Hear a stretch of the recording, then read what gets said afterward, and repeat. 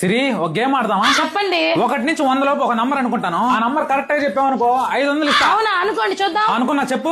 33 కాదు. 21 కాదు. 18 కాదు. నాకెలా తెలుస్తుంది? నీ మనసులో అనుకున్నది నాకెలా తెలుస్తుంది? ఏంటి? నీ మనసులో అనుకున్నది నాకెలా తెలుస్తుంది? ఇంకొకసారి చెప్తావా? నీ మనసులో అనుకున్నది నాకెలా తెలుస్తుంది? కదా ఏంటి ఇందా నుంచి మొహం ఉమ్మని పెట్టుకోండవు. మనం వచ్చే దారిలో బిర్యానీ కనిపించింది, నాకు ఆకలేస్తుంది, ఆపాలని తెలీదా? చెప్పుంటే ఆపుంటా కదా. ఓ చెప్పాలా నీకు? చెప్పకుండా తెలీదా తమరికి? నాకెలా తెలుస్తుంది? నీ మనసులో అనుకున్నది నాకెలా తెలుస్తుంది? తెలియాలి. తాళి కట్టావుగా, నా మనసులో ఉన్నది తెలియాలి. తెలియాలి. తాళి కట్టించుకున్నావుగా, నా మనసులో ఉన్నది తెలియాలి. ఈ ఆడవాళ్ళకి అలవాటు అయిపోయింది.